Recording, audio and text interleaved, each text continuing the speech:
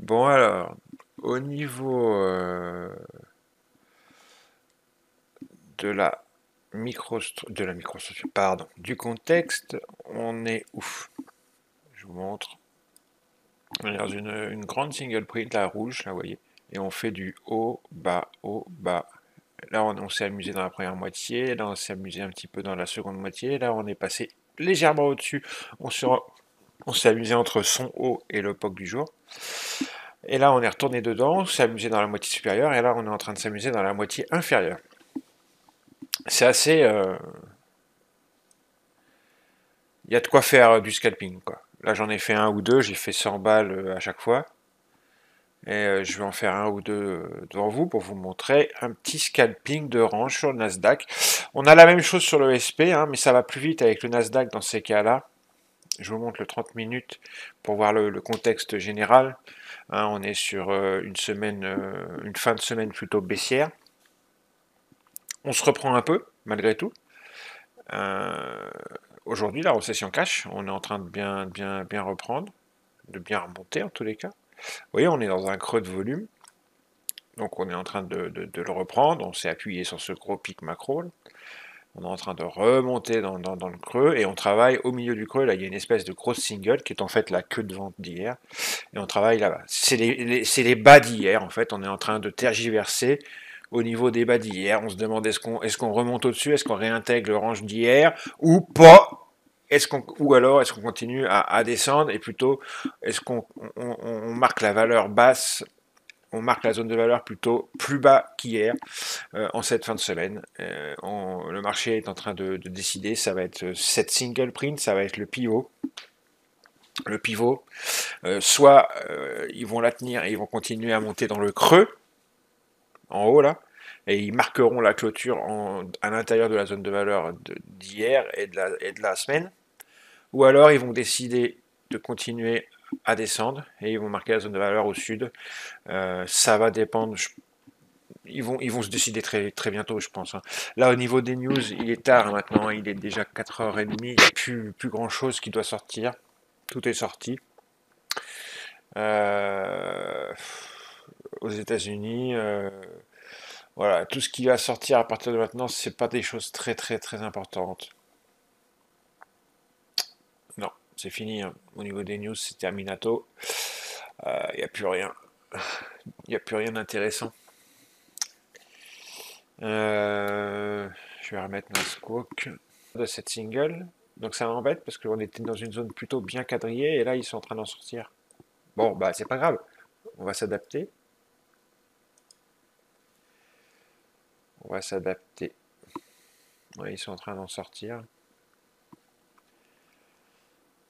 Regardez, ils sont en train d'essayer de s'extraire.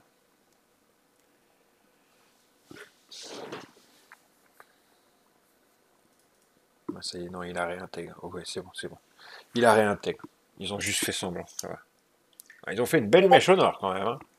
C'est quand même assez. La mèche au nord hein, qu'ils ont faite, c'est pas mal. Alors, il réintègre la single. Donc, on va pouvoir continuer à s'amuser. C'est parfait. Alors là, on arrive vraiment au bas de range. Là, c'est vraiment bas de range. Ah, j'ai pas été assez rapide, les amis.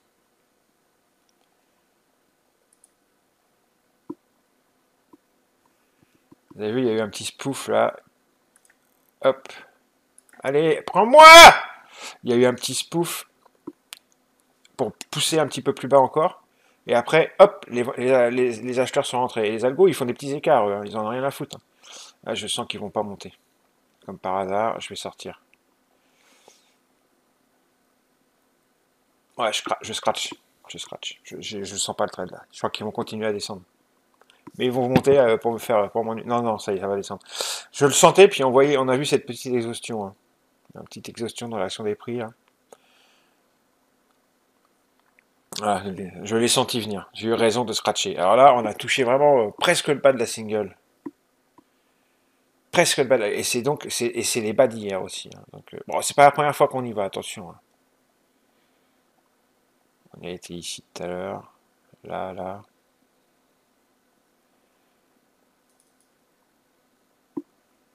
Allez, je demande pas grand-chose.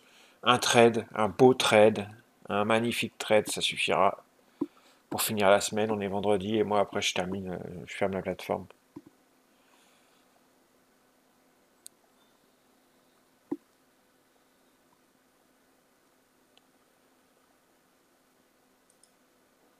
Je vais mettre mon footprint.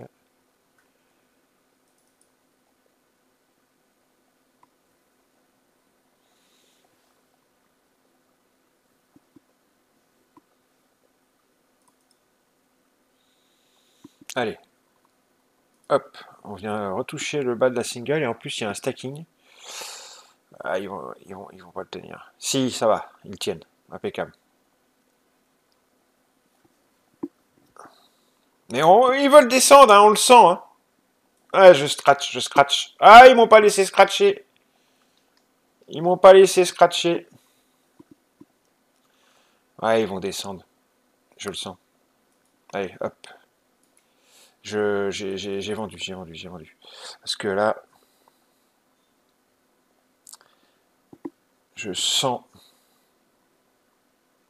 que le sang va couler.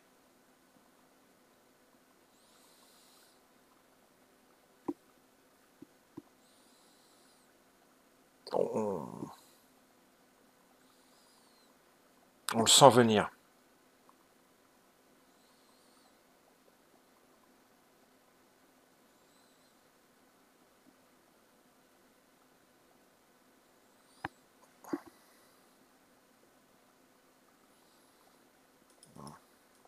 C'est pas encore pour tout de suite, apparemment. Si, peut-être.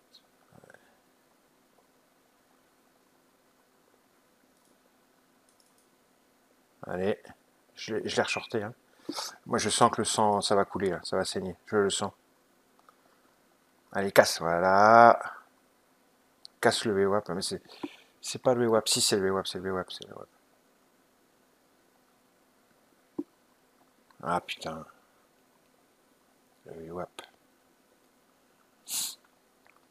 Allez, casse le VWAP. Retourne-y.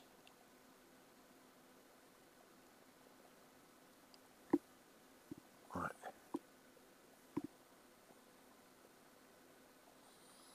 Ouais, vas-y.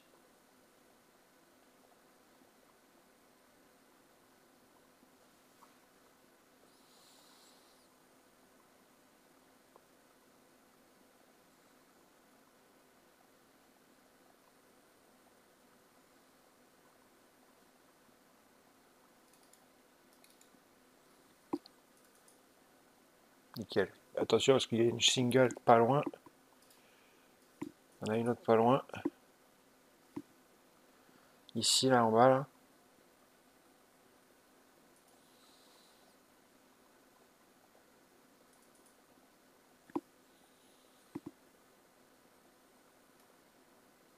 Donc là, on est plutôt pas mal. Je vais sortir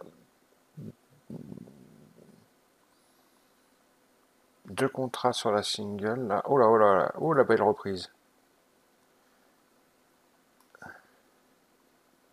Sorti deux contrats là.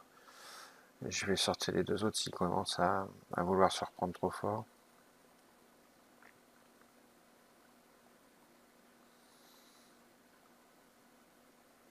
Ouais, ils ont pris appui au-dessus de la single. Ils vont faire le yo-yo entre le VWAP et la single. C'est un beau trade que j'ai fait là. Je vais sortir un troisième contrat. Il faut par principe que je le sorte plus bas que les deux autres, que les deux premiers.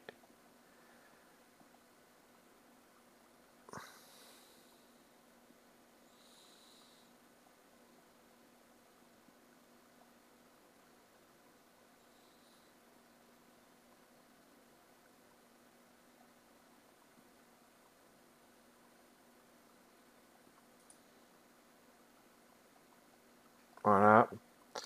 Il m'en reste plus qu'un.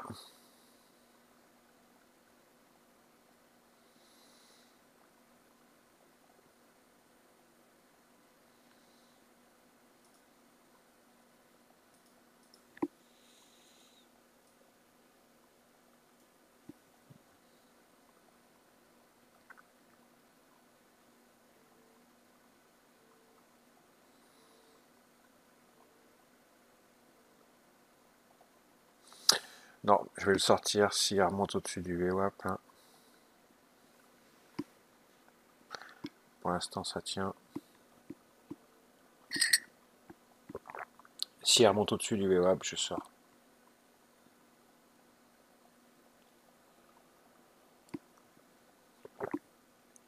Il y a eu une belle absorption des achats là en haut. Voilà. Allez. Mon objectif, c'est la single orange là.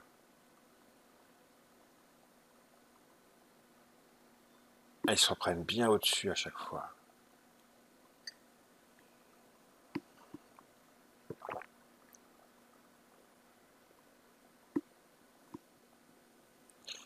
Allez, je sors.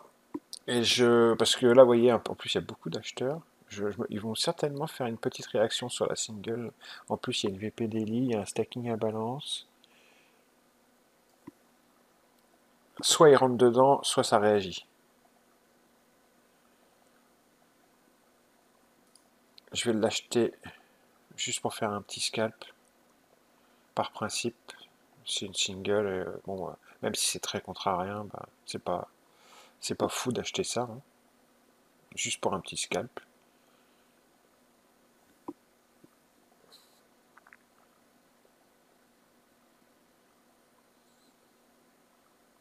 Bon, bah, ils veulent pas. Ils veulent pas, ils veulent pas, ça passe pas. Donc, je sors. Allez. Hop, je suis sorti. J'ai quand même fait un scalp gagnant. Hein. Bon, bah voilà, regardez. C'est maintenant qu'ils vont y aller. Je suis sorti. Je suis sorti rentré, les amis. Hein. Comme dirait l'autre. Bon, voilà, je vais m'arrêter. 1000 balles, c'est bon.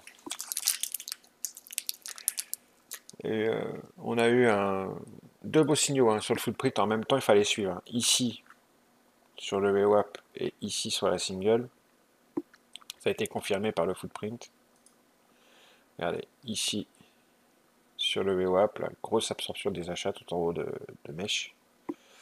Deux fois. Une fois ici, une fois ici. Avec une divergence prix delta. Et quand on est arrivé en bas sur la single, ici, il y avait des stackings. Donc on a absorbé sur le premier, il y a eu un premier stacking ici, il y a eu des vendeurs.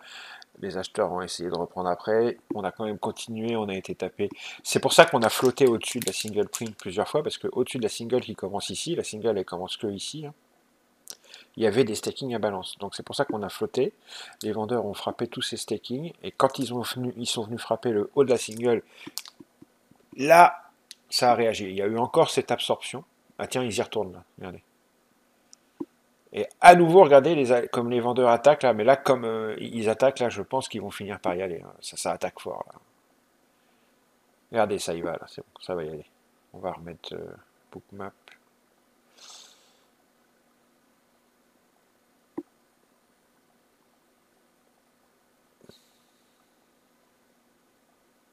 Quoique, ouais, si, ils vont finir par y aller. Ils vont finir par y aller.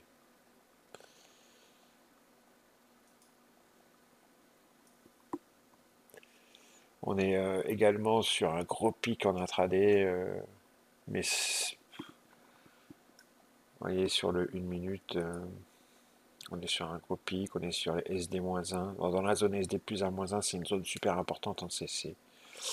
Donc ça tient bien, mais les vendeurs ont l'air décidés à y aller.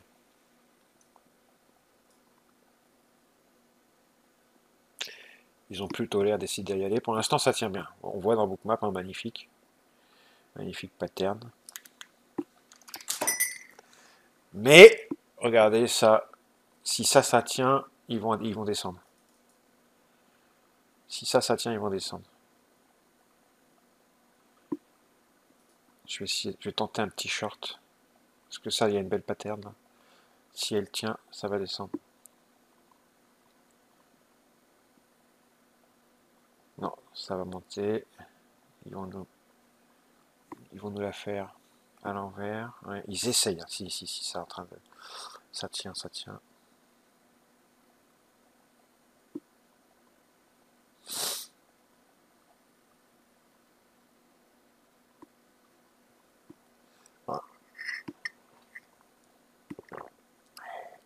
ça tient bien.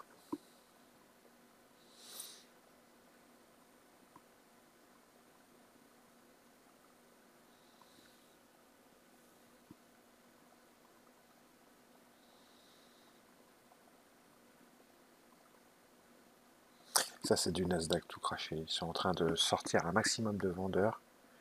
Mais en fait, au final, ils vont y aller. Hein.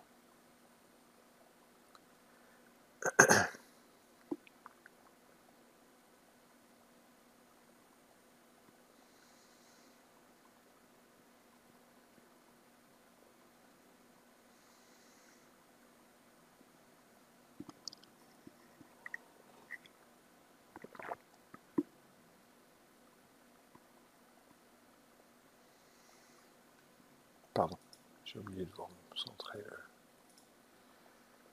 carré.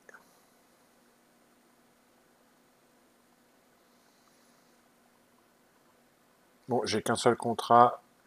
J'attends qu'il déferle et je le sors.